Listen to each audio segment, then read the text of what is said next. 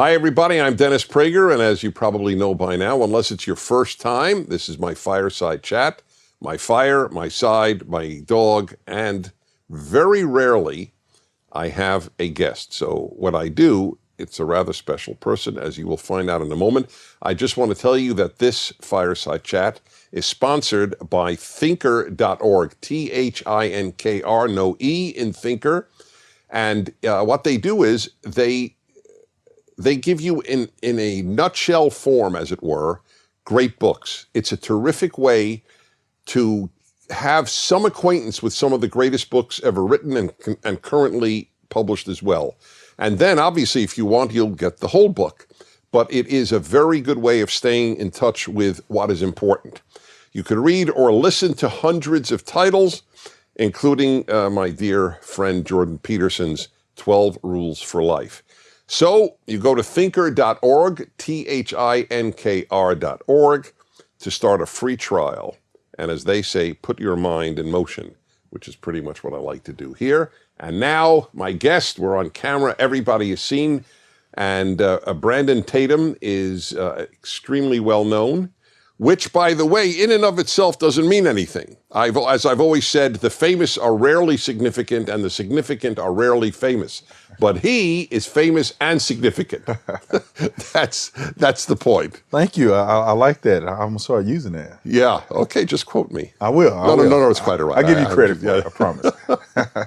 So this is a former police officer in Tucson, Arizona, correct? That's Yes, where sir. you were in the Tucson police force.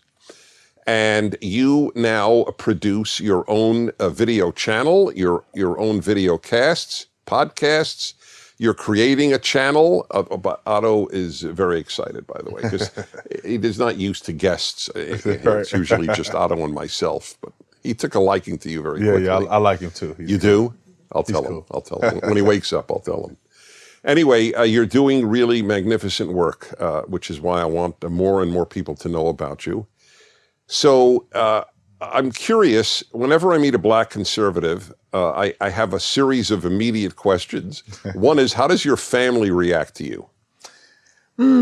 It's very interesting. You know, my mom, she loves what I do. My mom she would consider herself a Trump supporter now, listening to me rant on my videos. My dad I'm working on him. I'm working on him a little bit. He seems to be going down the path of conservatism. He cannot stand President Trump at this point. So hopefully, you know, he come around. My immediate family, they're not really engaged in explaining to me whether they like what I do or not. So it's mostly just my mom and dad. So you're not getting flack? They don't say it to my face.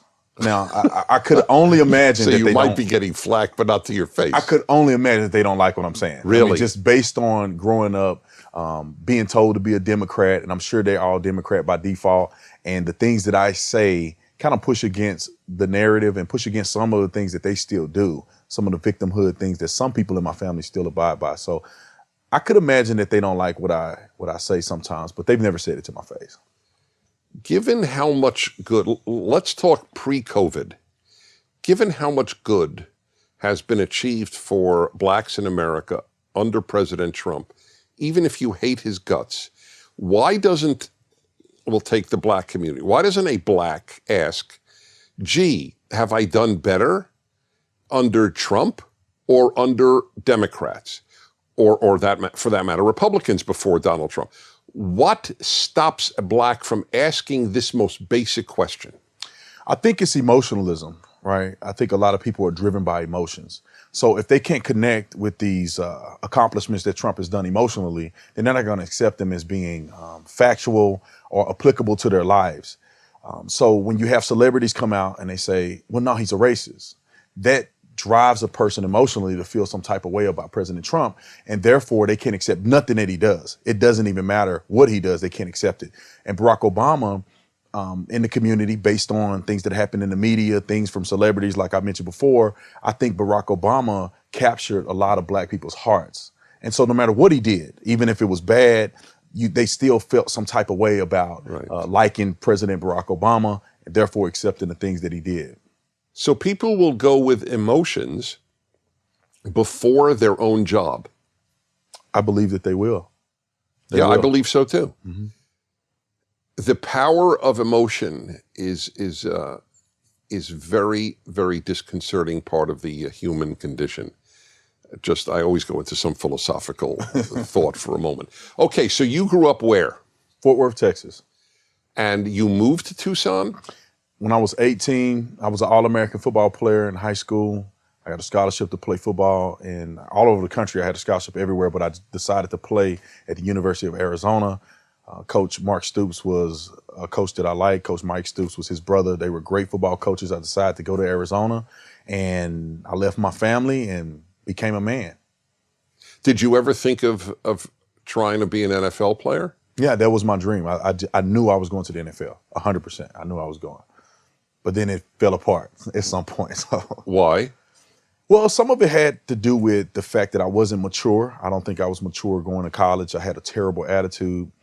And other things, I think that God had a plan for me different than what I thought my life should be. So football didn't work out the way I planned it.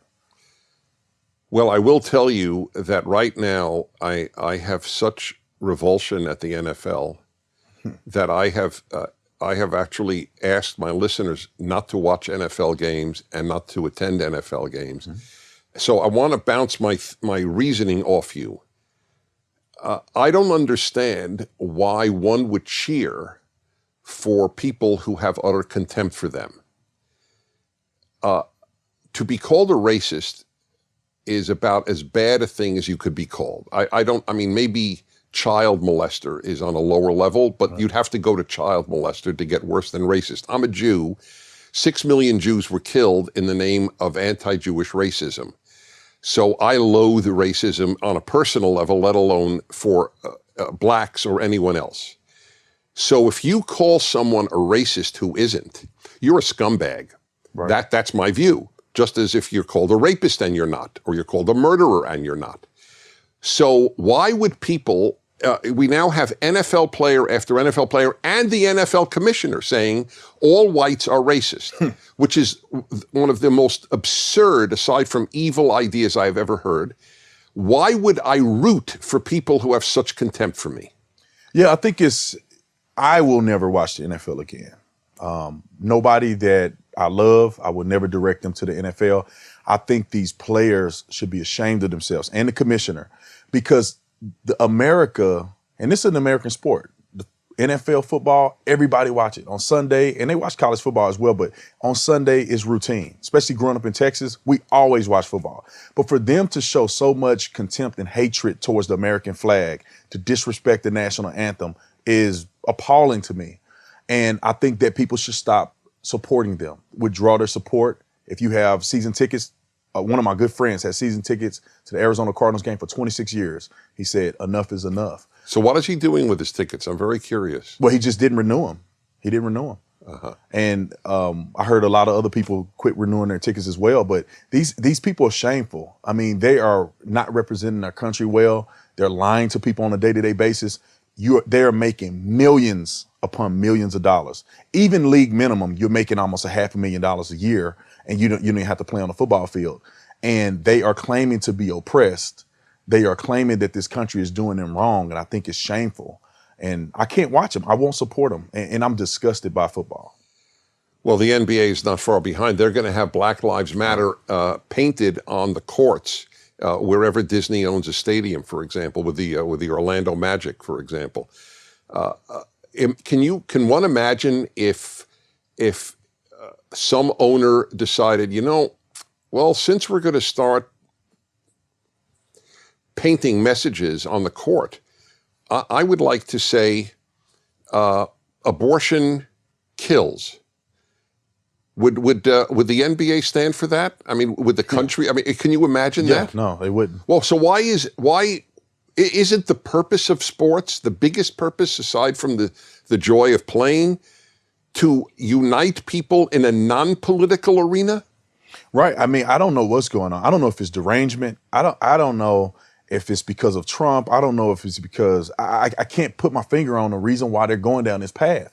The NFL lost a tremendous amount of money last year doing the same thing with players kneeling. Then they tried to, I guess, fix the cause by saying if you kneel during national anthem, you're going to be fined. And now they're just going full crazy.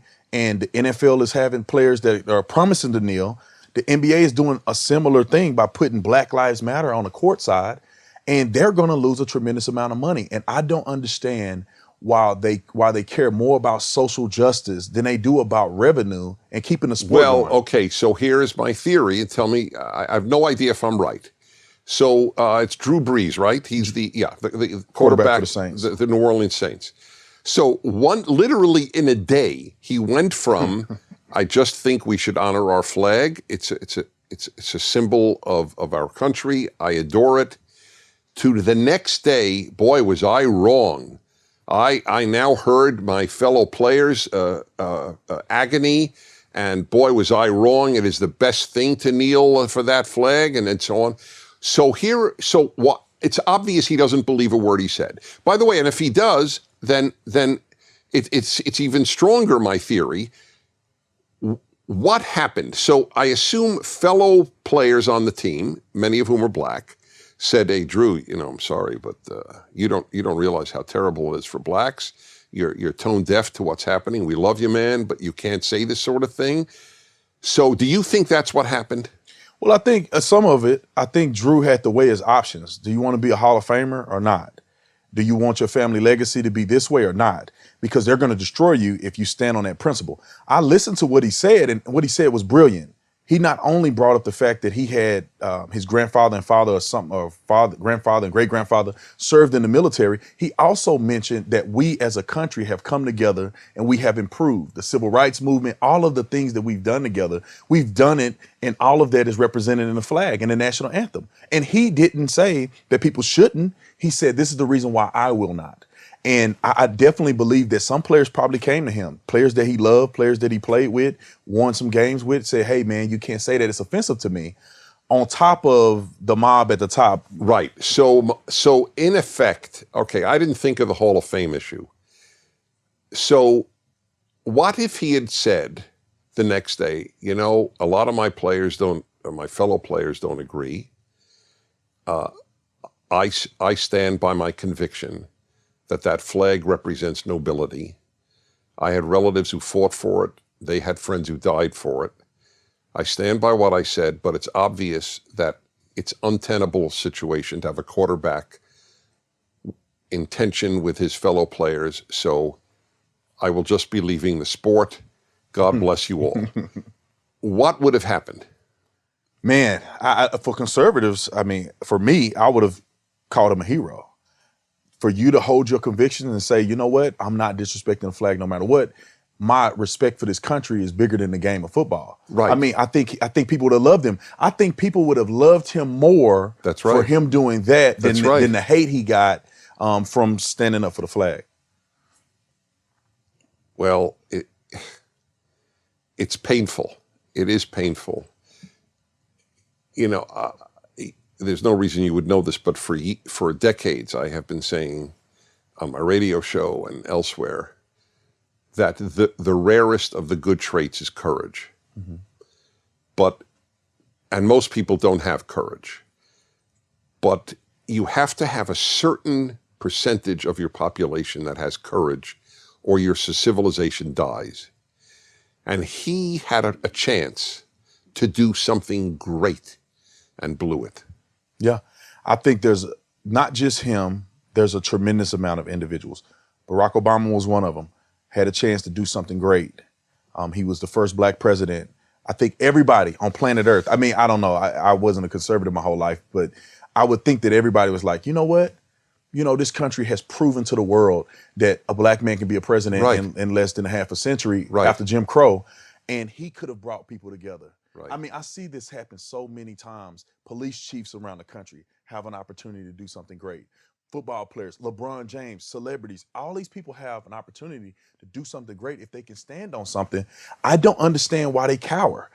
I've learned that if you stand on principle and you have courage and you have integrity, at the end of the day, you will be on top. That's correct. And I've seen it with my own platform. That is exactly right. The reason why I've had so many subscribers and followers and people meet me at the airport saying, I love what you do. Hey, can I pray for you? People that I'm flying to different states that I don't live in, is because I stood on principle. That's right. That's correct. In the long run, that that is what is remembered. Drew Brees won't be remembered now. No. That's exactly right. By the way, talking about you're walking through airports, do you ever get angry reactions in public? I've never had a angry reaction in public. Sometimes I wear my MAGA hat. Never had anybody say anything negative. I had one threat that was a third party type of threat. I was on an airplane. I just left, I think, a Turning Point USA event. And a young lady recognized me. And I guess the gentleman that was sitting next to her in the back of the plane had made mention that he was going to have words with me or assault me when he get off the plane. So she walks up to the middle of the plane where I was sitting. And she told me, hey, just so you know, this guy that's sitting next to me, you know, he said he's going to have words with you when you get off the plane. I just want you to be safe. And I'm like, well, good luck to him. You know, I hope he know how to fight. But I get off the plane and I wait. Maybe he didn't see you standing up. He didn't. Yeah. I guess he thought I was a 5'5" or something like that. I don't know what he was thinking. I get off the plane and I wait because I don't want the guy to punch me in the back of the head or nothing. So I wait for everybody to get off the plane. You know who the guy was? Never. Did you see that? Oh. She told me because she was sitting next to him, so she was the last one to get off. She ended up telling me, but I waited. Not one person even looked at me. Right. And it was one black guy that got off the back of the plane. And I was like, I wonder, is it that guy? Because I know a lot of black people hate me for what I stand for. And sure enough, it was him. And she go, it was that guy. And that dude didn't even look at me. Right, exactly. For multiple reasons, but I'm glad that he didn't. I didn't want to have to do that. The reason I asked, it's interesting, because I get that question a lot. I get a lot of people come over to me, and never has somebody come over to me, well, once, ironically, in the locker room of my gym. Oh, no. Guy started screaming curses at me.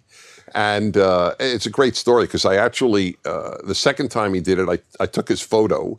Oh, wow. And I told the management, either this guy is kicked out of the gym or I leave, and they kicked him out of the gym. He was that day. Good. Yes. Good. But it's very rare, interestingly, that we get it in person. Yeah. On the internet, I am sure you're just massacred. Inundated with people. So what is it, Uncle Tom? Is that the usual? Uncle Tom, bootlicker, sellout. They say all kinds of stuff. I mean, I've lost track of all the names that they call me. I hate my race. I'm a race traitor. I mean, they say some of the craziest stuff. They say stuff to my wife. Do you know the last time race traitor was used and I know my history, was the Nazis used it. Wow. If you were anti-Nazi, you were called a race traitor. Wow. You were a traitor to the Aryan race. So the pedigree of race traitor is evil. Yeah. It is genocidal evil. So just know that if you're ever called race traitor, ask them, are you a Nazi? Right. Because they're the people who coined that term. Well, even coon. They called me a coon. You know, back in the day, black people were, I guess, the food that they had to eat, which was things that nobody else wanted to eat, the slaves. They had to eat raccoon meat.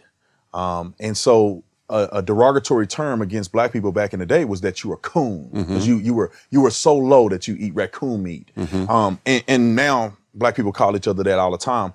Even the N-word. I didn't know the origins of it. And blacks will call blacks coons? Now they call them coons. Yeah. You're a raccoon. Right, okay, well, be that as it may. All right, so I want to remind everybody, this is Brandon Tatum, who's, how long were you a police officer? 6.5 years. Sorry? 6.5 years. 6.5 years. And why did you leave? I think it was a calling on my life. I think God called me to do something different. It started with a video that went viral about Colin Kaepernick. And I ripped him. I was in my car, in the garage, no AC in my car. I'm sweating. I got my SWAT hat on, and I'm just ripping him a new one for his disrespect of the national anthem and our American flag. And never thought in a million years that video would go viral. It ended up having 70 million views. A couple online stations reached out to me, and the rest is history. That's right. The rest is history. When you refer a lot to God calling in your life, so I take it you're a Christian. I am. And were you raised a Christian? Yes. Oh, so you didn't come to Christ, as it were, later in life. Well, let me say it like this. We were in the church, but the church wasn't in us. So we would show up. We'll go on Sundays. Right. We'll do the whole religious routine. So you were born again, as it were. Born again when I was in 2008 when I was in college. And who influenced you, or is it just something you came to on your own? It was kind of like seeds that were planted when I was younger. You know, God was always in my consciousness. Right. And when football didn't work out for me, I mean, it's typically how people find God, is that when things aren't going right in your life, you kind of look to a higher power. So I said, you know what, let me rule God out. I mean, my thought process is I was going to rule God out. Let me see if he's real, because I'm at a crossroads. And I started to go to church. That's the first thing I knew. I'm just going to go to church and see what's going on. Went to a few churches, didn't like it, and I went to the church that I got saved in, Emmanuel Grace Apostolic Church. They hugged me. I felt like I was at home, and I got saved. Was it a mixed race church? No, it was all black. Now, do you attend church now? We just started going to a church in Phoenix. Right, and is it mixed race, black, white? Mostly white. Mostly It's, white. it's not all So white. But I'm going to mostly tell you something, and I'd love you to react to it. And I always tell people, whenever I've interviewed 1,000 people, 2,000 people, if you differ with me, don't hesitate to say so. Seriously, it's very important. I'm a Jew, but I speak a great deal to Christian groups in many churches and elsewhere. And I observe people very keenly. And I would have to say that nowhere do I see blacks and whites as easy, as in ease with one another and even loving one another as I do with Christian pastors. That's usually I speak to more than laymen, because they're all Christian. Race doesn't matter. Yeah. Is that fair to say? Yeah, in the Christian faith, there's no white and black, right, green and brown in heaven. So right, as there isn't. When I studied Judaism all my life in Hebrew, and I was taught in 3rd grade in yeshiva, Jewish religious school, is a very famous Hebrew phrase. Why did God create only one person to begin with? And then, typical Jewish way of learning, you ask a question and then answer it. To teach us that no one can say, my roots are more important than your roots. Right. And Adam had no race. Is Adam black? Is Adam white? Is Adam swarthy? Is Adam Indian? No one gives a damn. Right. So now we're told that the ideal of colorblind is racist. Right. Yeah. It's Orwellian. It's an upside down world. So when you tell me your church is largely white and the ease and the comfort that you have, or with black Christians, the comfort that you would have, it's irrelevant.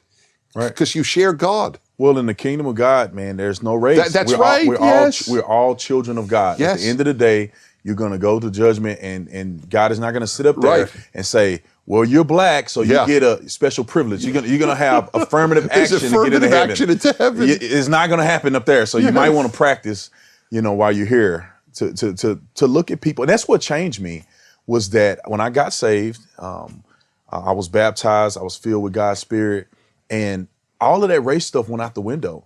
I just let it go. I felt like God healed my heart from even evaluating people based on race. And it was more like, we all God's children, and I'm going to evaluate you on the fruits, evaluate you on your character. And I've been like that ever since. And I think that's made me successful in life. What do you do with the charge that America is a racist country, systemically racist, all whites are racist? How do you process that? I think it's BS, man. It makes me angry because I know a lot of white people that have been tremendously kind to me. And I don't have that same viewpoint. And I think it's cheap, and people don't want to have real conversations, so they blanket things as systemic. Like, they can't point out a racist person or racist institution. They can't point out the individuals so we can remove them. So what they say is systemic. It's something that we cannot find out, and it can, happen in perpetuity. I think it's a cheap way of not having a real conversation about differences or about things that can be improved. As a black man in this country for 33 years, and, I've never dealt with racism. I've never dealt with any oppression. Everything that I've got in my life came from hard work, and I never had anybody hold me back unless I was holding myself back. The main person that can, or the main oppression in this country, in my personal opinion, is in the mind and in your own behaviors. If you want to live an oppressed life, you want to, project that on other individuals, then go ahead. But if you want to be successful, you got to leave that stuff aside. All right, so I just got to ask, because this is a pressing issue now. You're living in a house, not an apartment? Right, correct. Okay, here goes. Does your house have a master bedroom? A master suite is what we call it. It does? It has a master suite? Yeah. And I have never, and not 1 minute. You don't find that invoking slavery images? Not 1 minute have I cared. And actually, when we buy a house and when God bless us to have a bigger house, I want an even bigger master bedroom. That's what I want to tell these individuals. I can't I heard believe people it. talking about it, and Is that unbelievable? it's crazy to me. No, I know. Like, so my key, the key to my house, the one that's the main key, which is the master key. Yeah. I mean, is that going to be a problem? I mean, people they're becoming so ignorant. Well, I want to just bounce this off you. I think you'll enjoy this. I am working on arguments / proofs that America is not a racist society. Of course, there are racists in it, but it's not a racist society. And one of them is, if it were really racist, you wouldn't have to make up nonsense. Right. Right? Right. The nooses will be real. And two MAGA supporters beating up a black man in Chicago will be a real happening. Right. Or even these people, mayors and governors who are getting pulled over by police and claiming things that are not true at all. I mean, you shouldn't have to make it up. It should just be hitting you in the face every day, but it's not true. What is the driving while black? What's the story on that? Have you been stopped disproportionately? No, I haven't. And when I was a cop, I never stopped anybody just because of the color of their skin. I mean, if you want to be honest, you can't even see the color of somebody's skin when you're in a patrol car. Thank you. I'm shaking because I argued this the whole. I have tested myself. I really have. While driving, can I see certainly behind? Officers come from behind. Right. How could you possibly know unless so I even check, can I see the person's race in the side view mirror? Well, first of all, 12 hours a day when it's dark, you can't, there's not even a chance. Right. But even then, I can't even make out most of the people as I pass them. Right. I mean, and you got to think as a police officer, you're not looking at the person as much as you're looking at the violation, looking at other signs and symptoms on a vehicle, or you're looking at the license plate. I mean, the first thing you got to do is you got to run the license plate. Your eye is not going to the person, it's going to the plate. Okay, everything is good. Driving behaviors, are they good or are they bad? I mean, it doesn't benefit you to pull somebody over just because of the color of their skin, because anybody that have done any work or service knows that you cannot paint everybody with a broad brush. If you only pulled over black people, you are missing a tremendous amount of drugs, you're missing a tremendous amount of DUIs, and you're not going to be a successful police officer. By the way, for the record, for those on the left monitoring all of my utterances, I do not deny that on occasion there are indeed racist cops. Of course there are. There are racist doctors, racist lawyers, racist plumbers, racist ball players. There are bad people in every group. But that this is quote unquote systemic is just difficult to believe ipso facto, in the logic of itself, because it's not easy to know the race of the driver. And I just wanted to bounce that off you. So imagine you could speak to every young black in America for a half a minute or a minute. What would you say? I would say stop believing a lie. These people are going to get you killed. Treat the police officer the way you want to be treated. If you don't want people painting you with a broad brush, you don't want individuals looking at you and projecting something on you because of what another black man did, then don't do that with the police officer. Give them a fair shake. Because a person killed somebody in Minneapolis, that does not mean that the police officer that's dealing with you today is here to kill you. Also, hold yourself accountable first. I don't want to hear any excuses. If you're going over the speed limit, you get pulled over, I don't want to hear any excuses about you getting pulled over or harassed because you're black. If you're following the law, I'll stick with you. But if you're breaking the law, I don't want to hear any excuses. Well, you were an officer for 6 years, you said? 6.5. Yeah. So a lot of your fellow officers were white, obviously. I just assume in Tucson. Most of them were white. How did you find them as people? Great people. I feel like police officers are exceptional. They're not just average people. You have to be exceptional. You have to be dedicated. You have to have integrity. All of those things. You have to make it through the academy, and also field training, which I train new officers on the department. So you can't just be a regular person, just run-of-the-mill individual. So most of the people that I knew were exceptional. They're willing to put their lives on the line for other people that they did not know. And many of the police officers that I work with, they had families. I knew their families. I knew their little kids, some of them, freshly born, and go to work every day and willing to risk it all for people that could care less. And there were some great people that cared about our service, but there's a lot of people who could care less about us or even their own lives. And to see somebody be able to put that uniform on and do that on a day-to-day basis, I mean, that's an exceptional individual. Do you get a chance to talk to young people live? I mean, obviously with the virus, it's not possible. What is it, Otto? Is everything okay? Well, he's really. I think he's worked up by the subject. Yeah, It's intense. His brown body is getting. I don't know if he's triggered by the police officers, huh? If he had black in him, I'll say black and brown body, but. No, I understand. Yes. See, dogs are colorblind. Right. Which is really, we got to teach them. That, right. It's not to be. It's exactly right. So do you get a chance to speak to young people? I do a lot on my live stream. The last live stream I did had 10,000 people watching at one time for almost 2 hours. I do speak at universities all around the country. I think you should get to universities. I think it would be a really healthy thing. Yeah. If of course, they would even allow it.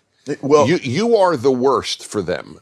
I mean, we who are not black and are conservative, and I say not black, not even white, because Dinesh D'Souza is Indian American, not Native American, Indian India, and they hate his guts. Mm-hmm. So he doesn't pose a threat, even though he's not white, like you would. There is no hatred like the hatred of a black conservative. Mm-hmm. Yeah, I mean, the thing is that I check a lot of boxes to tear down the infrastructure or the brainwashing that they push through mainstream media. You know, I grew up in, a variety of areas, but I grew up in the hood in Fort Worth, Texas. But I became a police officer. I obviously played college football. I mean, I've done a lot of things. I was a Democrat before. Now I'm a conservative. I've been to the White House 5 times. If I were to go out and tell my story, I think that it would resonate with a lot of young people, and they will begin to connect, and they'll connect the dots and see that, maybe I'm being lied to. But you have to overcome what apparently is a very powerful drive, which the left creates, like coal miners create coal or bring out coal. They bring this out, and that is 2 things which are very destructive: anger and victimhood. Mm-hmm. And the irony is, everyone who is angry and everyone who thinks he's a victim is an unhappy human being. Right. So just on the happiness issue, why would one want to be angry and consider him or herself a victim? Do you have a theory on that? It's a very hard question. I'm not even sure I have an answer. I know I have the question. I think a lot of people are insecure, right? I mean, they're afraid of being great. They're afraid of taking accountability for their own actions, especially when they've made poor actions. And so if you were able to look at all of your failures in life and you feel the pain of your failures, but you can divert that attention to somebody else, and then you can change that into righteous anger against the other person, then you alleviate that stress on yourself. And most people would like to dodge stress and dodge their own failures than to face them head on. And I think that that's the difference between people who are successful and people who are not. The people who are successful, they say, you know what? The pain of what I've done, or the things that my parents have done that put me in this position, I'm going to face them head on. I'm going to work hard, and I'm going to work myself out of this because I'm in a country that gives me that ability. And I think that a lot of people are gullible. A lot of people are sheep, unfortunately. There's not a lot of leaders in this country, in the world in general. And people who have a leader, an ability to lead, if they are leading without integrity, or they're leading without a godly mentality, they are leading and taking advantage of people. So you see these far left liberals who are very articulate, who are up in the food chain. They are using their opportunity to brainwash other individuals to keep them at a lower position. It takes real strong leaders like yourself and I, and to actually speak to people and to get them on a separate idea, an idea of prospering and being successful. So I think you'll enjoy. I have a concise theory. There are unhappy conservatives and unhappy liberals or unhappy leftists. And the difference is the unhappy conservative says life is hard for everybody. So some harder than others, obviously. But life is built in difficult. And I have made mistakes. So I look at life, I blame life, and I blame myself. The leftist who is unhappy says I blame America. And that's really what it amounts to. And for some reason, that's appealing. Yeah, it's a theory. It's a theory that I learned in my master's degree class for business leadership is internal locus of control and external locus of control. And so internal locus of control is obviously people can look within themselves to find out how can I prosper or how is my life being projected. It starts with me. Yeah. And external is that, no, it starts with somebody else. It's because my mom didn't get an education, that's why. Or because systemic racism, that's why. Versus saying, no, at the end of the day, it comes down to me. You know, if I just would have applied myself in high school like I know I should have, instead of running around with the kids that my mom told me not to run with, I would have had a better education, or I would have had better grades. I could have gone to college if I would have just applied myself, even on a job that I had. If I would have just gone on time every day and worked hard, I've been successful. And some people are afraid to admit that. That's the issue.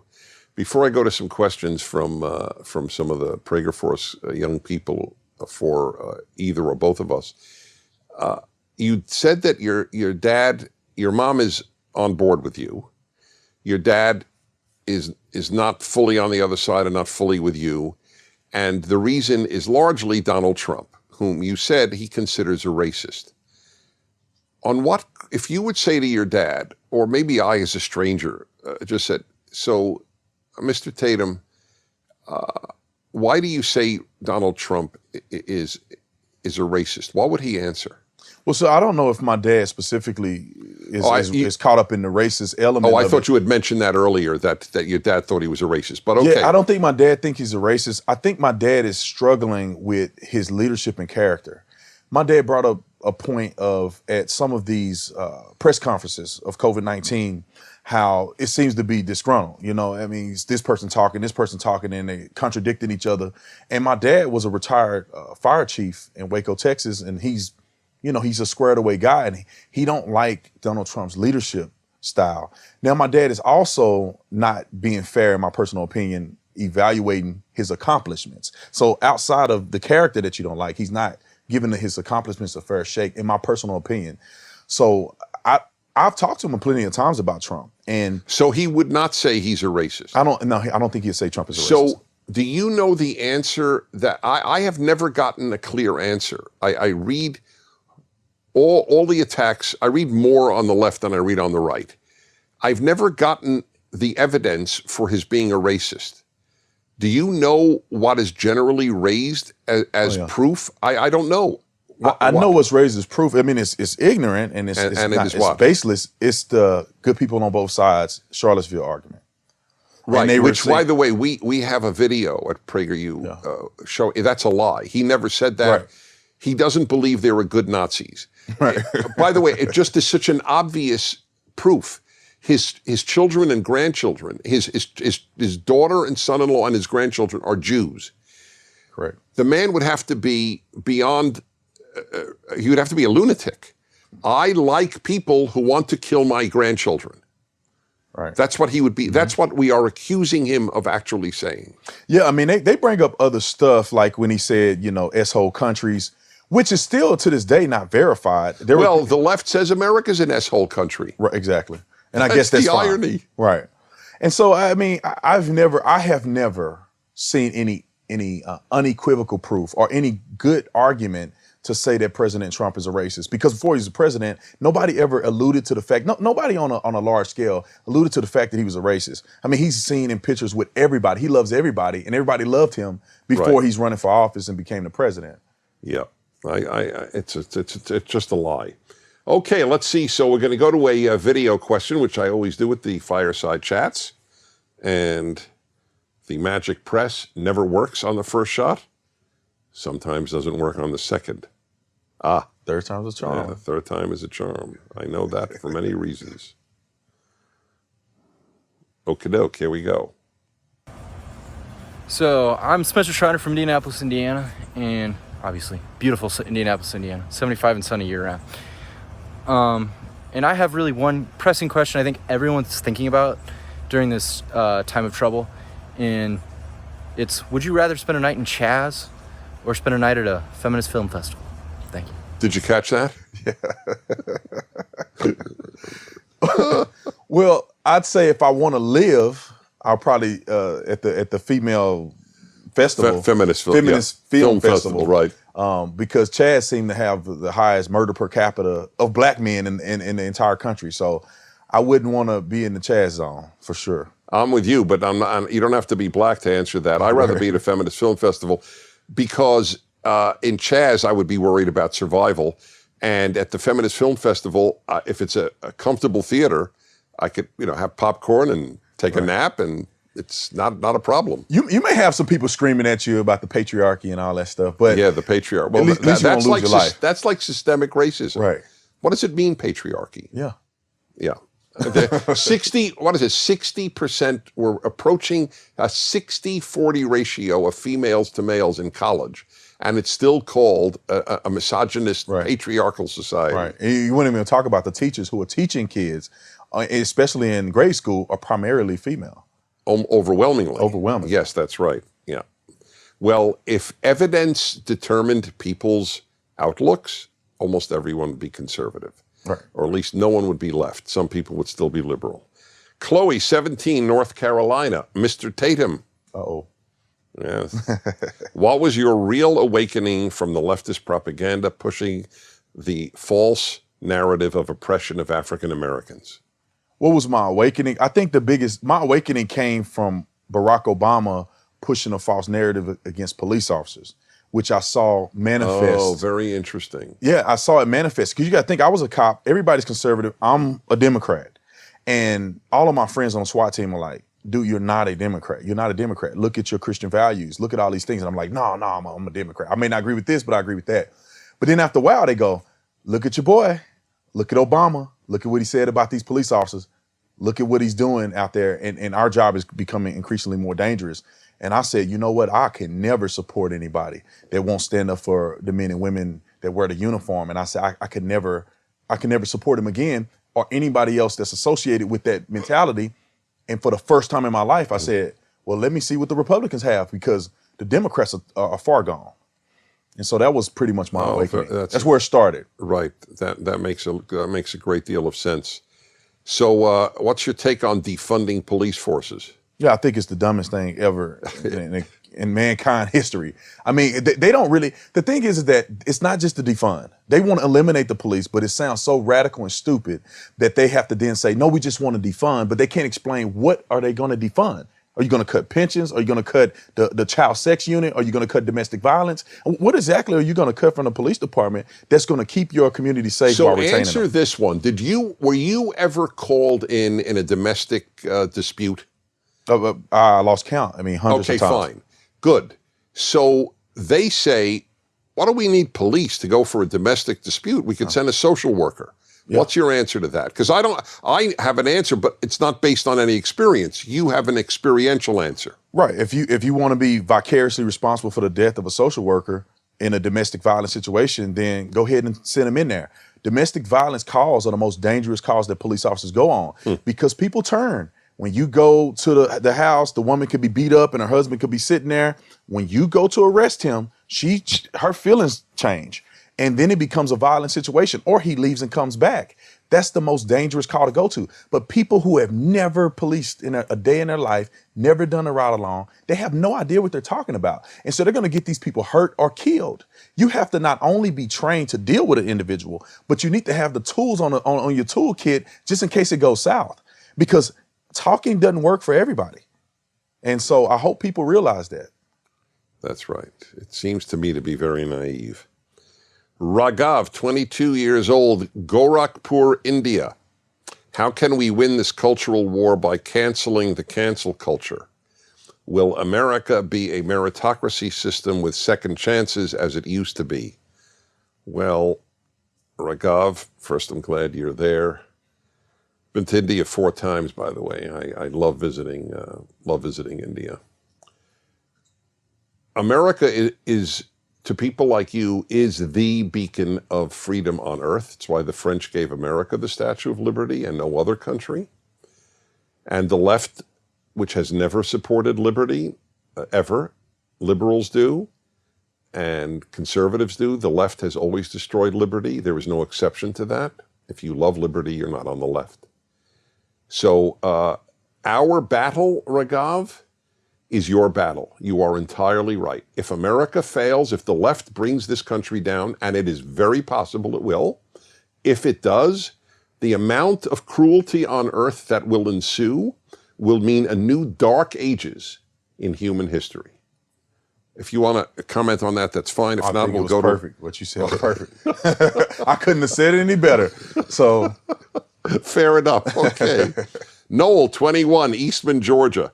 How do we educate people about issues like BLM, abortion, etc., even though our social media posts will most likely be reported and taken down? What would you say to that? I think sharing, see, this is the thing, and I have to say this, and this could be a level of black privilege that I have, but when African American or black conservatives speak on certain topics, I haven't had any of my videos taken down, not one of them. And people have a hard time calling me a racist. It's very difficult, or a white supremacist, believe it or not, they have a hard time doing that. So I think what young people can do, if you happen to not be black, is share some of the information from black conservatives. Therefore, it'll open up an opportunity to have a conversation. It will not be taken down, and it's very hard for somebody to deem that conversation as being racist. So I think that we all have to work together in ways that we can and pushing, some of the messaging forward, because it is very hard as a white man or a white young man, woman in America to give your statements. And that's why we all need to come together and put out the positive information. That's right. Also, you just got to keep doing it. We have to inundate the internet with goodness, kindness, and all the good things that we stand for. They stand for bad stuff. The left is bad, and when people understand that, you have a choice in life. Do you cower to the bad, like Nike and Amazon? In fact, virtually every major corporation there's a contest in America. Who are the biggest cowards? College presidents or heads of big business? It's a very tough competition, but they're almost all competing. So you, Noel, you have a choice, and it's a tough one. I admit it. It really is a tough one. Do you fight or not? I took a vow. You'll find this touching, because I went to Normandy many years ago, and I was very moved. Thousands of crosses, virtually all of them, late teens, early 20s, horrible death on Normandy Beach fighting the Nazis. And I looked at them and I took a vow, and I did. And I don't often take vows.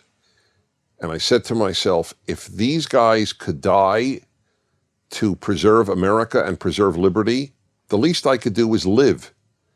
I'm not asked to die. To live to preserve America and liberty. And that's what you have to do. They take it down, you put another one up. And that's just the way it is. And you confront them. You take it down because you can't answer me. That's why. You're the villain, not me. Want to debate? I'd love to debate you. Why don't you debate? Why do you only smear? That's all the left does, is smear. I'm sure you get a lot of smears. Yeah, but I look at it like this. You're planting seeds. That's you just right. got to remember, you're not going to convert everybody overnight. And just like the gospel or whatever, you're not going to convert people overnight. You just keep putting that information out there. Just keep putting it out there. Even if you change one person, you may change the next president. Yes. Keep putting it out there, and over time, other people will water it. Maybe they'll hear me, or they'll hear somebody else, or they'll have their own experiences with the left that turns them off, and then eventually, all of those seeds will begin to sprout in a person, and they may change 20 years, 30 years. They may never come back and tell you, but you've made an impact, and you have if you actually plant the seeds. That's correct. We have to plant seeds. All right, final question here. Sadie, 16 years old, Mason, Michigan. What do you think of the people who painted over the BLM mural getting charged with a hate crime? You have any thoughts on that? Yeah, I thought it was horrible. I mean, why would you charge them with a hate crime? I don't understand that. It's such hypocrisy, because if you are going to say that BLM, that painting on the ground, that means nothing. It's just paint on the ground. You're going to say that that is worthy of a hate crime.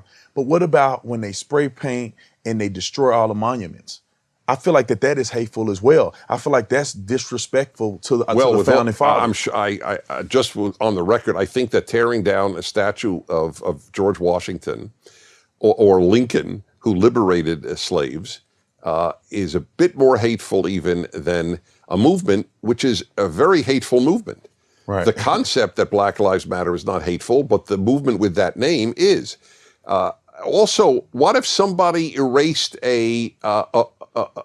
abortion is murder? There was somewhere painted abortion. If somebody erased that, would they be charged with a hate crime? Right, they wouldn't. I'll tell you this. Two things.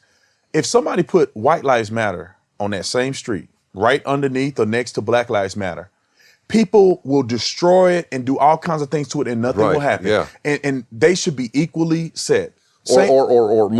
Or more even pertinent, Blue Lives Matter. Right. Even in Arizona, in Tucson, the mayor of Tucson will not allow there to be a Blue Lives Matter painting. It's just, I think, a blue line painted in the front of the police station, but they will allow Black Lives Matter to be painted everywhere. And they have an intersection. Really? They have an intersection, an LGBTQ intersection that they painted rainbow colors, and they won't let you put a blue line in front of the police station. It's shameful. And I'll say this about the statues, because I think people are not rationalizing this. They take it down, turn down all these statues. Police aren't doing anything. Nobody's really standing up for anything. I think the president, obviously, he's trying to do his best.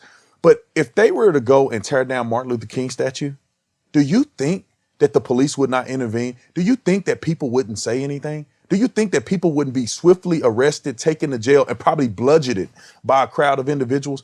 And so what is going on with the hypocrisy? You shouldn't take down any monument, because I'm just as upset you taking down Lincoln as I am if you took down Martin Luther King. You shouldn't do it. It's against the law, for starters, and it's burning books, you would say. They're trying to erase history, and I think it's shameful. You're a good man. You're a good man. I'm learning for good men like you. Well, so that's very sweet of you to say, but you are, and you give people hope. I am asked now more often than any time in my life, Dennis, is there reason for hope for America? And there are thousands and millions of reasons. The good people who don't buy the lies and the evil that surrounds us. But a handful are called, apparently, and you're one of them, and I have no reason to say this other than to encourage you and to let you know of this special man. So God bless you.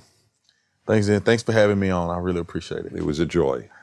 So, see you next week. Dennis Prager here with Brandon Tatum at the Fireside Chat.